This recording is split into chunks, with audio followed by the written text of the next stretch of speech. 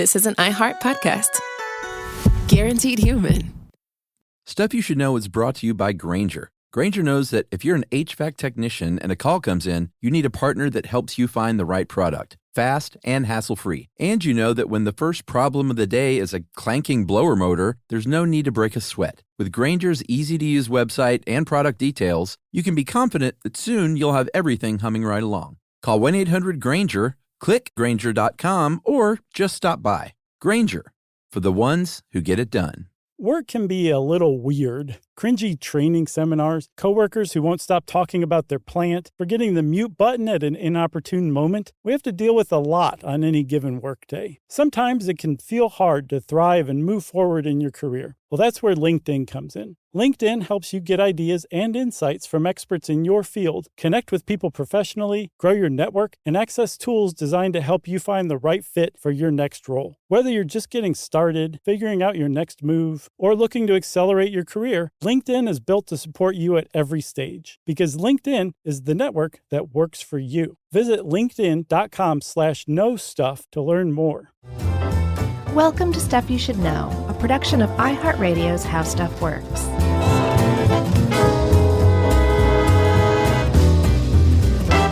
Hey, and welcome to the podcast. I'm Josh Clark, and there's Charles W. Chuck Bryan over there, and there's Jerry over there, and we have a special visitor today, Chuck, Jerry's miso soup.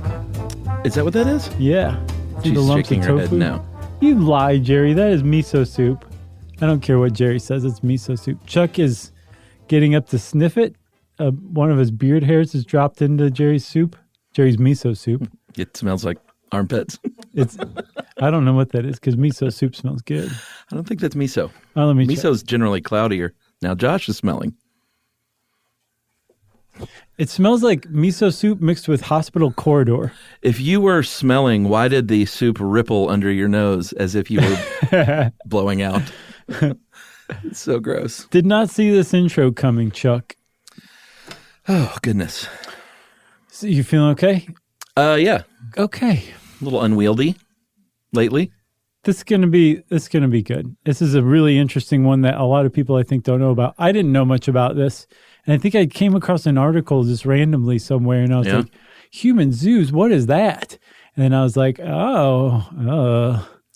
It's like if you went to an Epcot exhibit right, where they were showing like, hey, this is what this interesting tribe is like in this part of the world. Okay, so far, kind of Epcot-y.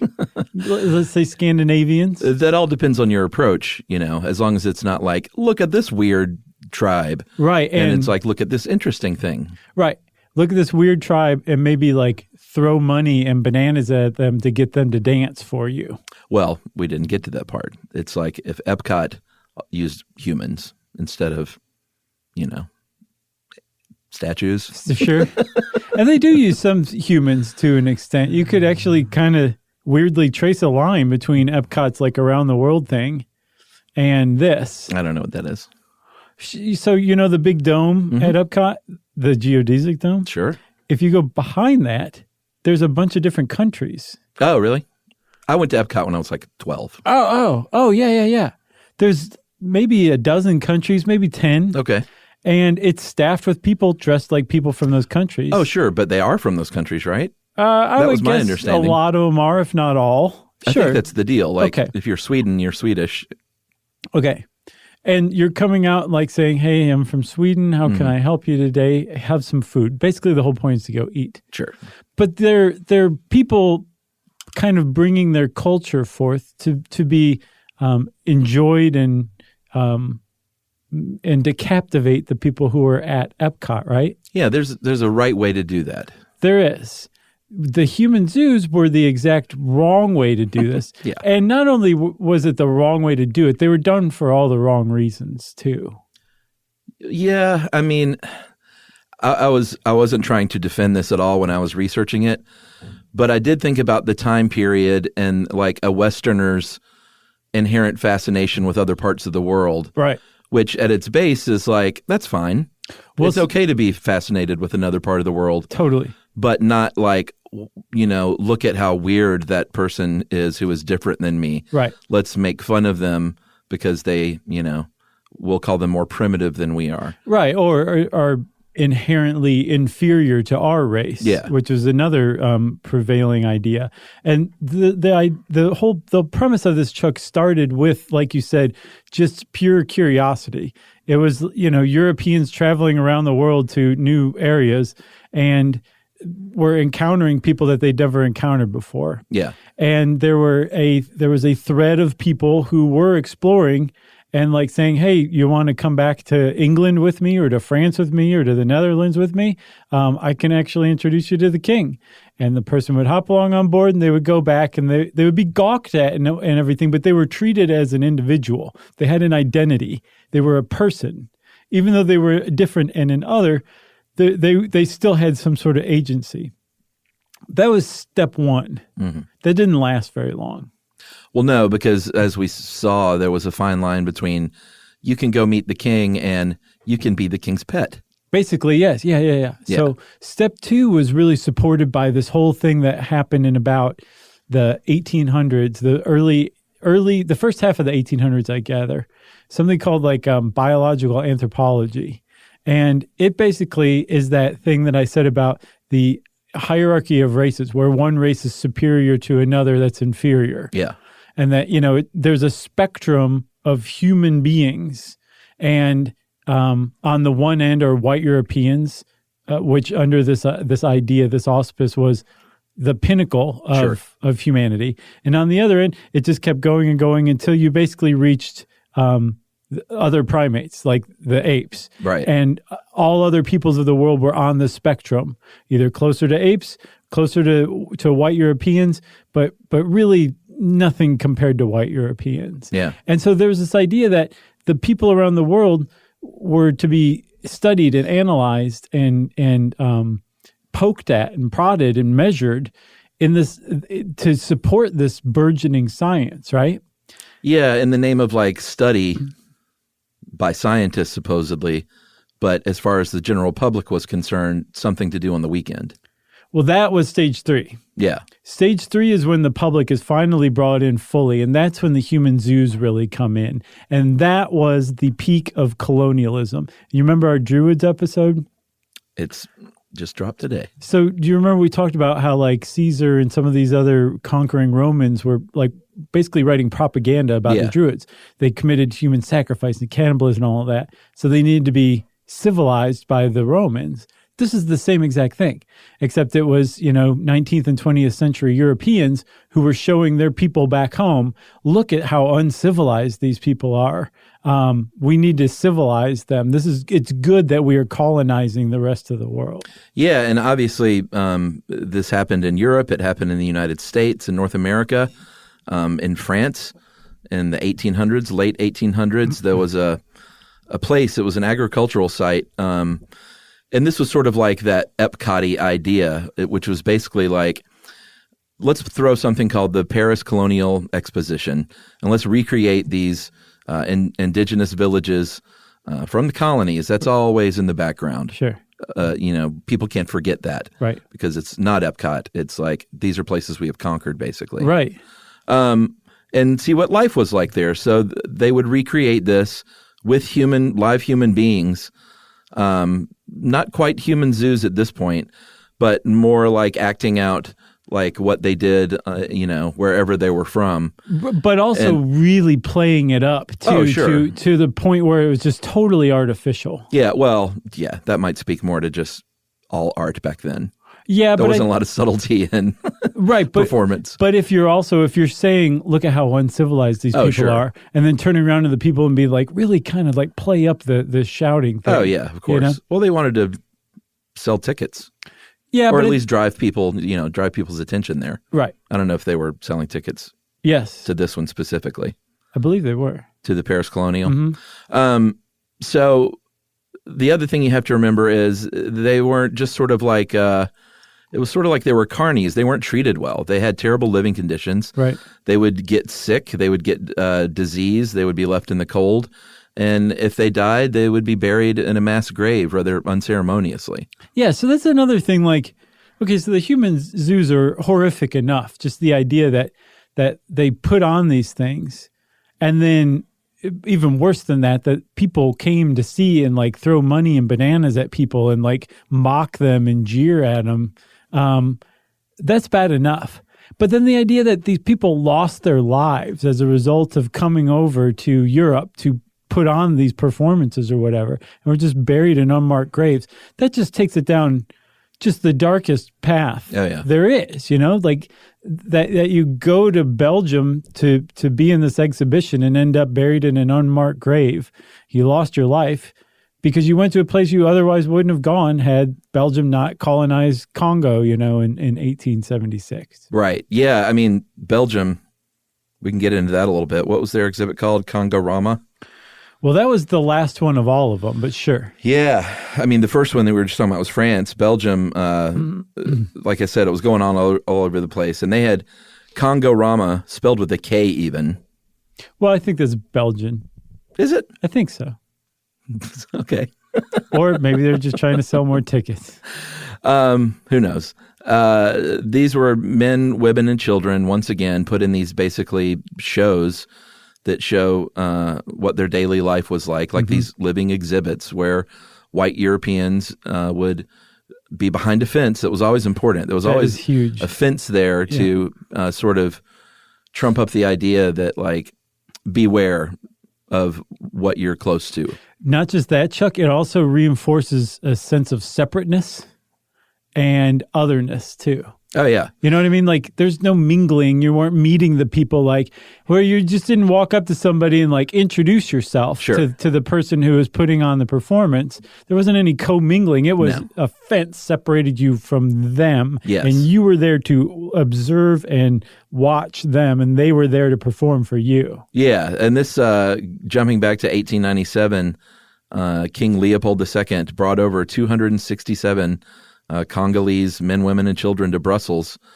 And this was not even for the Congo-rama exhibit. This was for his own palace, basically. Yeah. Saying, like, put them in canoes and lakes and put them over here in the fields. And I just want sort of like this stuff going on all over the place. Yeah, he made it like a diversion. So this is a big deal for the Congo. And King Leopold also was just a straight-up villain.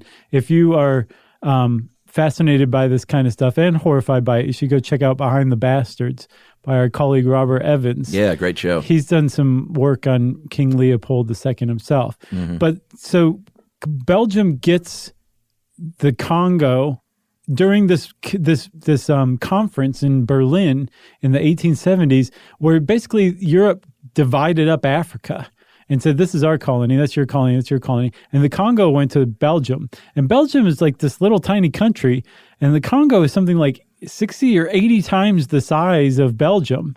But Belgium went there and just ran roughshod over the people who were living there to exploit it for its rubber and to make money off of this possession that it now had.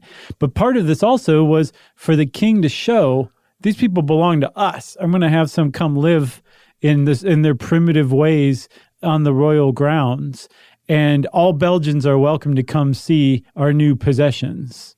And they did. Like, more than a quarter of Belgian citizens came to see this display the king put on. Yeah, and this was in 1897, but Belgium, like, they had one of the last ones, like you said, in 1958. At the World's Fair in Brussels, there was a Congolese village there, and I believe they had almost 600 people. They were paid, and a lot of people will point to that and say, like, they didn't have to be there, they could leave, they were paid. Right. But that's sort of, I don't know, that's a bit of a whitewashing, I think. So that's because a lot of them died as well because of the cold summer. And I think that's really important, though, to bring up, Chuck. Like, if you read a lot of stuff on this, like, it's just like these people were victims and nothing more. And that removes a lot of agency from a lot of the people who went there to make money off of the Westerners who were going to come gawk at them or whatever. Right. And they went back home and they took their money with them. There were people who were straight up like victims, who were straight up captives, who were brought to, Europe and America virtually against their will. Yeah, we'll talk about them. Or they were tricked or fooled into signing contracts, whatever. But there were a lot of people who came on their own accord and did it because they wanted to, because say they wanted to make money or whatever. And you have to, like, the whole thing's more complex than that. And you have to recognize that fact so that the people do have agency still, the agency that they did have. But at the same time, you can't point to it and be like, see, that justifies everything the white Europeans did. Because it really justifies basically nothing. Well, yeah, and they talk about after 1958, that was like kind of the last, well, we'll talk about some sort of modern versions of this, but... Like Epcot. No. We love our friends at Disney. I love that. We love our Imagineer friends. Isn't that what they're called? Yeah, some Imagineers? Of them. Sure. Oh, you got to earn that rank? I think it's a specific kind of job at Disney. Oh, okay. I think. I think you really know this, but you'd have to kill me if you really divulged. You've got the insider secrets. So yeah, this is one of the last ones. And they said that the advent of movies and motion pictures is what really stopped it, because it's not like they said, we just shouldn't do this anymore. Right. They were just like, well, now we're just going to make degrading racist films portraying these people. Yeah, like 10 years later. And have a lot more widespread release. What was that first documentary called? Like Mondo Cane or something like that? Yeah. I've never known how to pronounce it, but it was like Mondo basically... Cane, I don't know if that's right or that's not. how it's spelled. Yeah. But it was like the predecessor to things like Faces of Death or whatever. And it was just, they just took their camera and went around the world and looked at how savage and weird other people were and who played up everything for the camera and just focused on weird rituals and stuff like that. But it was the exact same thing. It was a total extension and outgrowth of human zoos. Yeah, and this isn't us saying weird. Just want to clear that up. This was there. Across, right? I think so, but we just got to be careful. It's true. You want to take a break? Yeah, man, let's take a break, and you want to come back and talk about Oda Benga after that? Yep. All right.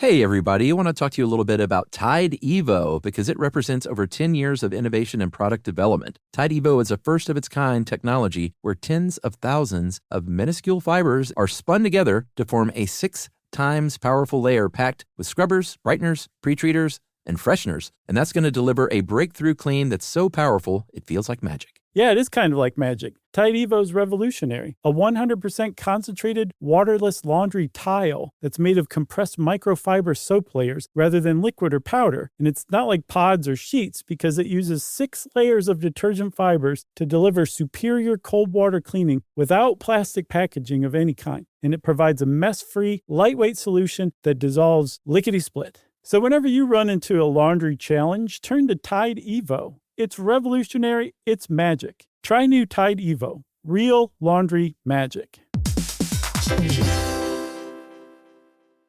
Everyone knows winter is the real mess maker. You don't need WeatherTech floor liners for summer unless you hit the beach and half the beach ends up back in your car, or the campsite dirt ends up in your trunk. Then you'd want a cargo liner, or a road trip goes sideways, lemonade spills, ketchup goes rogue, ice cream drips. Yeah, you'd be pretty happy about those WeatherTech seat protectors. So just to be clear, as the mud you're inevitably going to step in this summer, you don't need WeatherTech unless you plan on doing summer. Visit WeatherTech.com today.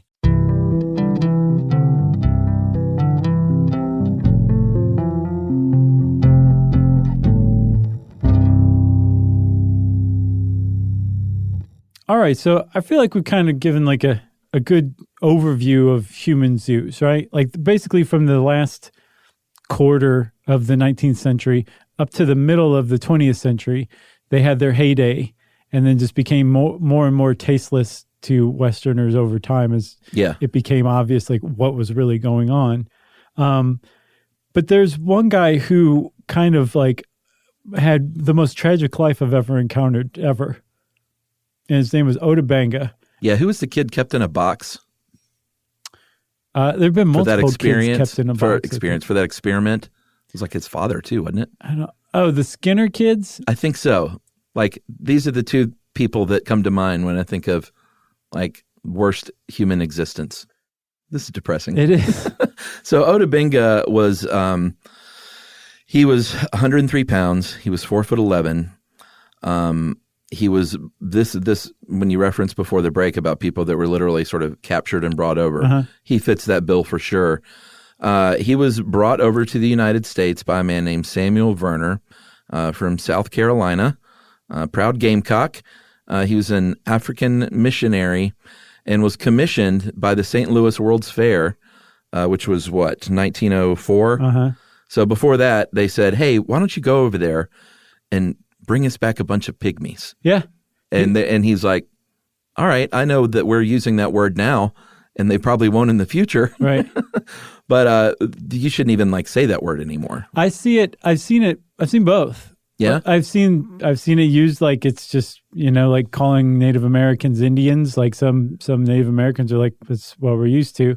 I've seen the same thing with pygmies as well, although I've also seen it's extremely derogatory because it was also back in the 19th century used as a term for monkey. Right. So like if you're calling an African Congolese tribes person a pygmy, at the time you were calling him a monkey. So yeah, I could see how that would be extremely derogatory too. Well, this is certainly the language they used back then, and they told him to go over there, and he was like, great. He got letters from the U.S. Secretary of State, the president of the American Anthropological Association, the governor of Missouri. That'll open some doors. And the Belgian Secretary of State, great name, Chevalier Cuvalier. Yeah. Because at the time, Congo was still under the control of Belgium. Right. And they were like, yeah, go round up some people and let's bring them back for the World's Fair. And one of the gentlemen they brought back was Oda Benga. Yeah, so I want to give a little more background on Oda Benga because the fact that he was brought back to be in a human zoo is it's bad enough. Like that's a really dark chapter of anybody's life. Yeah. Like everything about his life leading up to that point predicted that this was going to happen. Yeah. When he was a little kid, he was born into a tribe, the Mbuti tribe in Congo in about 1883. And one day he went off on an elephant hunt and came back, and his entire family and village had been slaughtered by the Belgians. Yeah. Because remember we said that the Belgians came to Congo and just overran the place. Oh, yeah. For rubber production. Well, the king held a private army called the Force Publique, and they enforced rubber quotas. So if your village didn't meet its, rubber quotas for the day or the month or the week or whatever, the Force Publique might come in and kill everyone. Or they might hold some public amputations to make an example of somebody. Yeah. Or do basically any horrible thing you can do to another human being, all to keep people in line and to keep the rubber flowing for the king's coffers, right?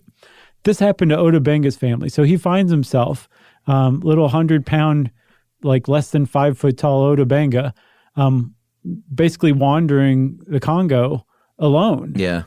And he was in short order captured by slave traders who enslaved him and sold him to a labor camp. Yeah. His if you see pictures of him, he has these fangs for teeth. His teeth were filed down per the Congolese customs and traditions. Right.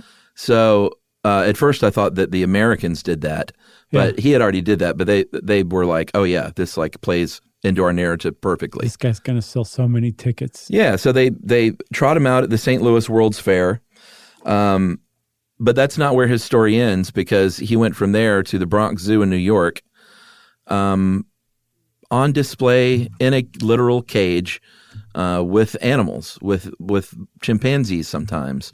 And orangutans, I think, was his most frequent companion. Yeah, and it's really, just devastating. People would poke him and prod him and throw bananas at him. And the New York Times wrote about, I think their headline was, Bushman shares a cage with Bronx Park apes.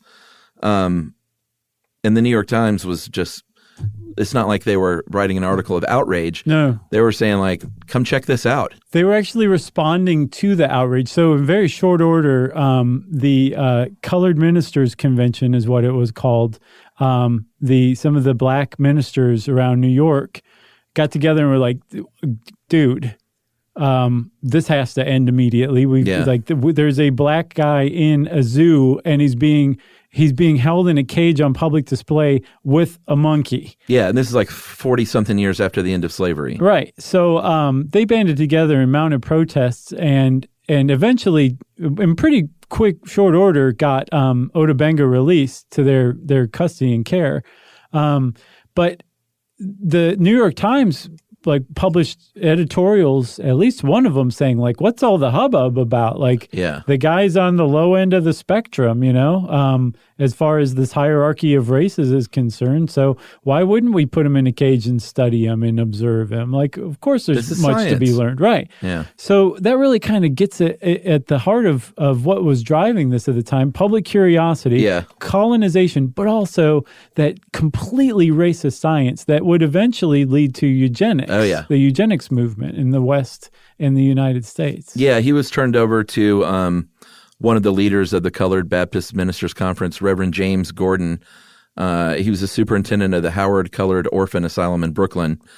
And his quote is one of the saddest things I've ever read.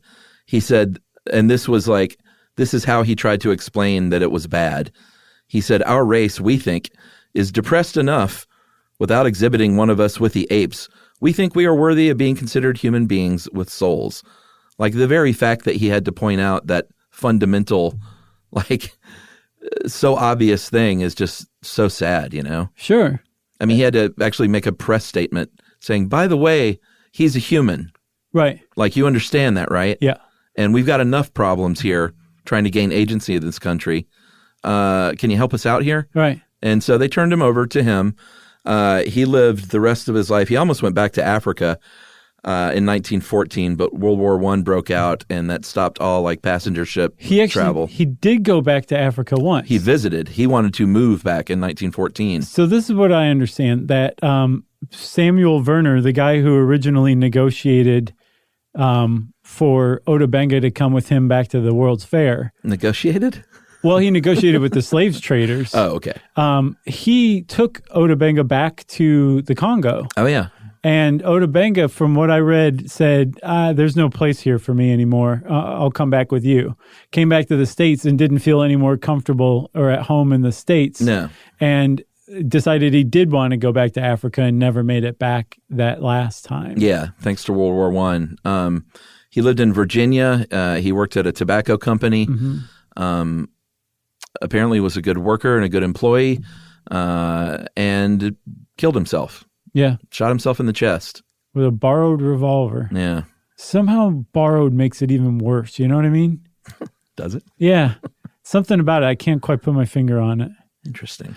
But during this time, so this is, think about this. His whole family and village is slaughtered. He's captured and sold into slave labor for years. Taken away by an anthropologist who trades a pound of salt and a bolt of cloth for him, is forced into a human zoo, is forced into an actual zoo in a monkey cage. Yeah. And then tries to go back home, doesn't feel at home, comes back to the States, is just depressed for 10 more years, and then takes his own life with a borrowed revolver. Yeah. That was the life of Ota Benga. For Gordon's part, he tried to help him have a life in the States. Mm-hmm. Got him tried to integrate him with American clothing. He got his teeth capped. Sent him to school. He was educated. Yeah, he wanted to try and fit in, but he was a man without a home. He didn't fit in anywhere. Yeah, it's really, really sad. Yeah, it's super sad. So he really kind of demonstrates America's involvement in this. He was prominent in the 1904 St. Louis World's Fair, and he was put on display in the Bronx Zoo. And again, like you said, not just the New York Times was, arguing in favor of keeping him in there. Yeah. The fact that he was in there and that zoo attendance doubled over the previous year, the month he was there, and that the head of the Zoological Society in New York was like, let's bring some monkeys in and put them in with a cage. Yeah. Because apparently he was taken to the Bronx Zoo under the auspices that he would be caring for the animals, not that he was going to be put on display. Right. And once he got there, they're like, we have a different idea for you. Yeah, and he would, if you read accounts of the time, he would basically just sort of sit there depressed. Mm-hmm. Eventually, after a couple of weeks, he got a little, obviously, cagey, experiencing zoochosis like an animal might. And then they start letting him out to like walk around the forest some. He would shoot his bow and arrow some. But then when people saw that he was in the forest, they would come after him. Yeah. And he was quickly kind of ushered back into his cage. Right. Just awful. Yeah. So, but yeah, the fact that all this happened really kind of underscores the complicity of everybody alive at the time. I mean, there were people who protested against it. Obviously, the Colored Baptist Ministers Conference was very vocal about it and secured his release.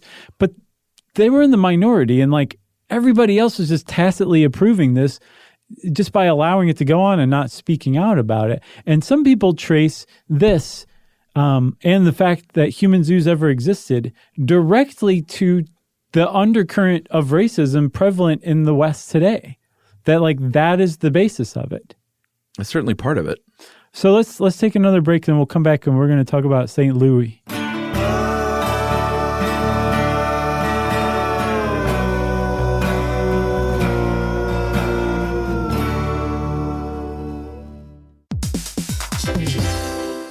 Hey, everybody. I want to talk to you a little bit about Tide Evo because it represents over 10 years of innovation and product development. Tide Evo is a first-of-its-kind technology where tens of thousands of minuscule fibers are spun together to form a 6 times powerful layer packed with scrubbers, brighteners, pre-treaters, and fresheners. And that's going to deliver a breakthrough clean that's so powerful, it feels like magic. Yeah, it is kind of like magic. Tide Evo is revolutionary. A 100% concentrated, waterless laundry tile that's made of compressed microfiber soap layers rather than liquid or powder. And it's not like pods or sheets because it uses 6 layers of detergent fibers to deliver superior cold water cleaning without plastic packaging of any kind. And it provides a mess-free, lightweight solution that dissolves lickety-split. So whenever you run into a laundry challenge, turn to Tide Evo. It's revolutionary. It's magic. Try new Tide Evo. Real laundry magic. Everyone knows winter is the real mess maker. You don't need WeatherTech floor liners for summer unless you hit the beach and half the beach ends up back in your car, or the campsite dirt ends up in your trunk. Then you'd want a cargo liner, or a road trip goes sideways, lemonade spills, ketchup goes rogue, ice cream drips. Yeah, you'd be pretty happy about those WeatherTech seat protectors. So just to be clear, as the mud you're inevitably going to step in this summer, you don't need WeatherTech unless you plan on doing summer. Visit WeatherTech.com today.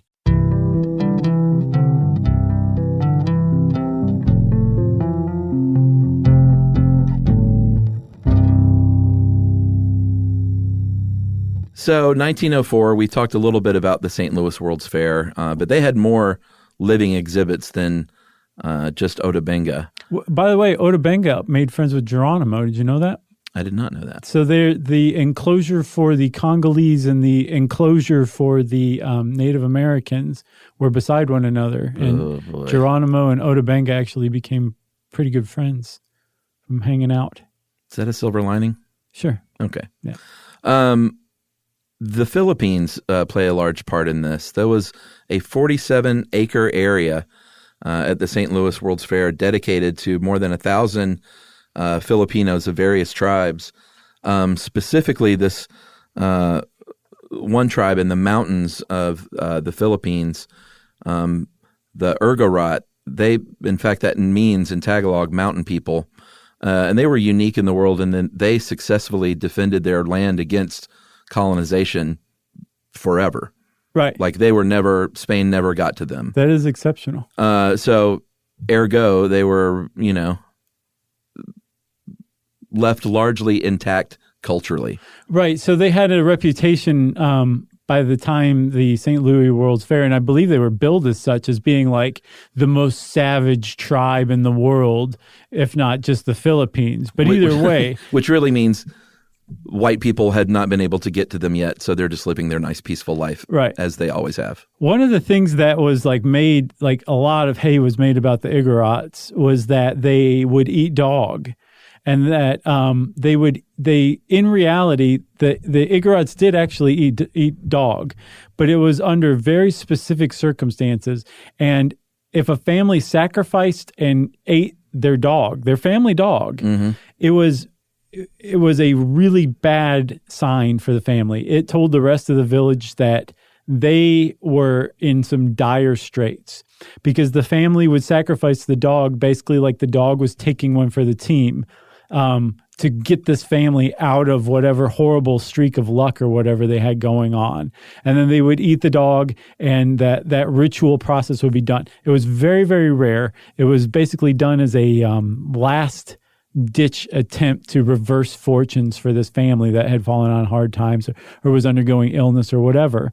But that did happen. It did exist. If you take the Igorot people and put them in the 1904 St. Louis World's Fair, that happens every morning.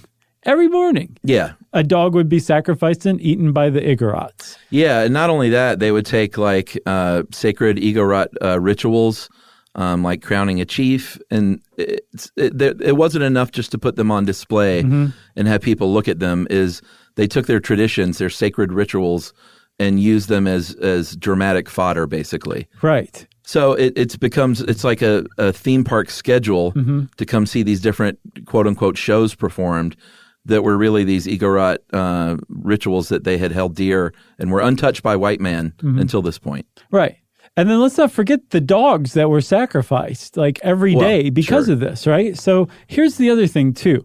You might say, well, that's crazy. They used to sacrifice and eat their dogs. That's weird. That's other, right? They sacrificed and ate their dogs for every day for the satisfaction of white crowds who came to see them. Yeah. So the Igorot village was the most successful and lucrative exhibit in the entire 1904 World's Fair. Yeah. There were something like 19-something million people who came to St. Louis for the World's Fair that year. 99% of them paid an extra nickel to go see the Igorot village. Everybody went to see the Igorot village, and it's because they wanted to go see someone half-dressed sacrifice a dog and then eat it. That's what people paid to see. Yeah. It had nothing to do with learning about their culture. It had nothing to do with anything. It was about seeing somebody do something horrific and weird for your edification. Yeah, and it was, there are so many people that you could pluck out of history and sort of use as an example, whether it's Odabinga or this woman, Sarchi Bartman. Yeah, the Hottentot Venus. Yeah, she was South African, and she was born somewhere around 1780, and she was brought to London in the early 1800s and put on display. And she actually had a genetic characteristic called steatopegia. Is that right? I think so. Close enough. I should tell the audience I'm nodding silently. But that is when you have the way it's described here medically is a protuberant buttocks and elongated labia. Right, not like genetically protuberant buttocks. Yeah, like very, very big. Yes, that's clear. So they brought her over in London, put her on display. Later on, she went to Paris. She was described as having the buttocks of a mandrill. And then finally in 2002, her remains were repatriated to South Africa. And we haven't even mentioned stuff like that. They would dress up Odabinga's cage with bones and things. Right. Like anything just to make him seem more primitive. And he was probably like, what are all these bones laying around? More primitive, more scary, more in need of civilization. Like if you think about it, that the Igorot exhibit, the Philippines exhibit, and the fact that it was even part of the 1904 World's Fair, it's the same thing. That was a colonial possession of America. The United States had gotten into colonizing itself, and the Philippines was one of its colonial possessions. So they were bringing the most savage of the savage from the Philippines over here to basically justify why America was there, to civilize the Filipinos. And it just followed the same script, and apparently it always has. Anytime somebody goes and conquers another land, they have to basically demonstrate how what they're doing is actually good for the people they're conquering. Not that they're being exploited and murdered. This is actually good for them. We're going to civilize them. And it continued all the way up until that 1958 World's Fair in Belgium. Well, and some people say it continues today while they're not rounding people up and bringing them somewhere else. You can go to what they call human safaris, when they basically will put you on a bus or on a boat and drive you to these tribes people to let you gawk at them from afar. notably in India's Andaman Island, the Jarawa. Sounds like I'm saying that wrong, but it's totally right. I think you nailed it. Their tribe, basically, there was a video from 2012 that The Guardian dug up that showed these people just, it's kind of the same thing, except they weren't brought over and put in cages, but they're still gawked at. And this was, 6 years ago? It's just amazing that this is still going on. I think it is. So the Indian Supreme Court outlawed it, but it's still going on. As of the most recent article I saw was 2017. So yeah, it's like a human safari. Yeah. So and again, a lot of people directly trace this to the undercurrents of racism in the West today. Something like 1.4 billion people saw human zoos during their heyday from about 1867 to 1958. 1.4 billion people. That's a lot of people, especially if you're considering that it was really just people in Europe and America. Oh, yeah. Right? And that had to have had an effect. It clearly had an effect. The fact that people were like, oh, I'm going to go check this out and maybe throw a banana at somebody because I want them to dance. The fact that that was a mindset clearly is still clinging to the international global psyche, at least in the West today. Yeah, I mean, it definitely helped reinforce that idea of Western white superiority. Right. That's still so prevalent. Right. So you got anything else? Yeah, I mean, we should talk real quick about this protest art in Oslo about 4 or 5 years ago. There were these artists that did a recreation of, and this was all to bring to shed light on this. It was protest art, but they were recreating the World's Fair of 1914. In this case, there were Senegalese environments that they were recreating, and it sort of had mixed results. Like some people got it and were on board and saying, yeah, I see what you guys are doing, sort of like this meta art approach. Mm-hmm. But then other people came out and said like it's an abuse of art and really were highly critical of it. Right.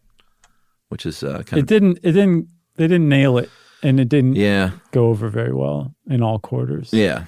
One more thing, Chuck, that 1958 World's Fair in Belgium. Mm-hmm. Like if everything we've said up to this point seems like weird and far off and just past and historical, go look up the picture of the little girl from Congo at the 1958 World's Fair being fed by an older white woman leaning over a fence to feed her. Yeah. Like it drives home everything. Everything we just said doesn't even compare to this one picture. It's really tough to look at, but it drives the entire thing home. Yeah. Because it's recent enough that it just feels like, oh, this just happened. Yeah. You know? She's in a little American dress. Yep. Little white dress. Yeah. Okay, what about now? You got anything else? Nothing else. Well, if you want to know more about human zoos, just start looking them up around the internet and prepare to get bummed out. And since I said that, it's time for listener mail. I'm going to call this, we got another elephant adopted in our name. Yeah. If you remember a few weeks ago, we read one about somebody who adopted an elephant in our name and sent a little stuffed animal. It was very kind. And this one goes a little something like this. Hey guys, loyal listener going on about 10 years, and I couldn't have been happier than to see your episode on elephants pop up. One of the best Christmas gifts I ever was given was the gift of fostering an orphan elephant at the David Sheldrick Wildlife Trust in Kenya. They're an incredible organization that rescues, rehabilitates, and reintegrates orphan elephants back into the wild in Kenya. And they also fund anti-poaching teams and mobile vet units that respond to and treat injured wild elephants and other wildlife. I'm a wood turner, and I donate 20% of all my sales to DSWT, and I'm thrilled to be able to foster 7 orphans right now. That's awesome. So as a massive thank you for raising awareness, I sent each of you something from my wood shop and donated what I would have made to the DSWT and fostered a sweet little Giotto in your name. Giotto is pretty cute. Have you seen him? Oh, yeah. Yeah. Well, he's an elephant. Yeah. Thanks for brightening up my commute and satisfying my insatiable thirst for new and interesting facts. Lowell Hutchinson, parentheses, BT Dubs, I'm a woman. Thanks a lot, Lowell. Exclamation point. Well, everybody, if you want, you can go to the David Sheldrick Wildlife Trust and look up Giotto, and see our adopted elephant that we're fostering now, thanks to Lowell. They should call it Josho. Or can you get the name changed? Maybe. It depends on how much you give, I think. Probably so. There's only like 5 elephants, so they just changed the name and put a different picture up. Thanks again, Lowell. And Lowell didn't say what her website is for wood turning, but if you need some wood turned, look up Lowell Hutchinson, and hopefully her site will come up. That's right. And if you want to get in touch with us like Lowell did or sponsor an elephant for us, that's great too. You can get in touch with us by going on to stuffyoushouldknow.com and looking up our social links or sending us an email to stuffpodcast@iheartradio.com. Stuff You Should Know is a production of iHeartRadio's How Stuff Works. For more podcasts from iHeartRadio, visit the iHeartRadio app, Apple Podcasts, or wherever you listen to your favorite shows.